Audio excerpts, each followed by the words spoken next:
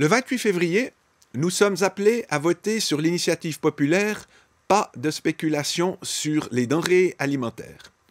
Cette initiative a pour but de faire interdire en Suisse les opérations spéculatives avec des instruments financiers portant sur des matières premières agricoles ou des denrées alimentaires.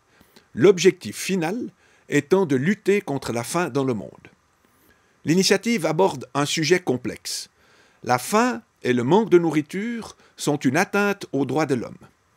La lutte contre ces fléaux à l'échelle mondiale est l'un des grands objectifs de la Suisse. Depuis des décennies, la Confédération déploie des efforts considérables pour lutter contre la faim dans le monde. Cependant, l'initiative sur laquelle vous devez vous prononcer n'est pas adaptée à l'objectif qu'elle vise. Elle permettrait uniquement d'interdire en Suisse le négoce à des fins spéculatives d'instruments financiers dérivés portant sur les denrées alimentaires. Or, il n'existe pas en Suisse de bourse pour ce type d'instrument. Leur négoce s'effectue à l'étranger, par exemple aux États-Unis. La Suisse n'a aucune influence sur ce qui s'y déroule.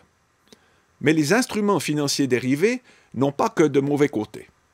Ils permettent aux paysans, aux producteurs et aux négociants de se couvrir contre d'éventuelles fluctuations de prix, résultant par exemple de sécheresse ou de catastrophes naturelles.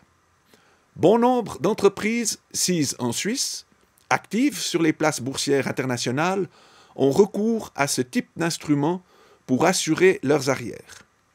En cas d'acceptation de l'initiative, il faudrait contrôler dans chaque entreprise concernée si elle utilise ou non ce type d'instrument à l'étranger pour se couvrir.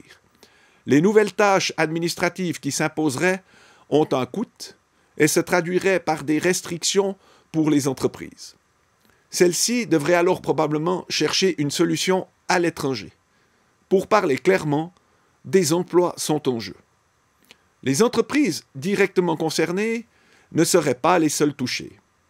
L'interdiction constituerait également une lourde atteinte à la liberté économique qui joue un rôle crucial pour la prospérité. L'incertitude régnant autour de l'avenir des conditions cadres économiques en Suisse augmenterait. L'acceptation de l'initiative enverrait donc un signal négatif à l'ensemble de la place économique suisse. Pour résumer, l'initiative part d'un bon sentiment et soulève l'importante question de la faim dans le monde. La coopération au développement, dont l'efficacité n'est plus à démontrer, reste notre instrument de prédilection pour lutter contre la faim. La solution proposée par cette initiative n'est pas un moyen adapté pour lutter contre la faim dans le monde. De plus, la charge administrative supplémentaire qu'elle engendrerait risque de coûter des emplois et des recettes fiscales, car il y a fort à parier que des entreprises nous tourneraient le dos. Or, l'économie traverse déjà une période difficile. Le Conseil fédéral et le Parlement vous recommandent par conséquent de rejeter l'initiative.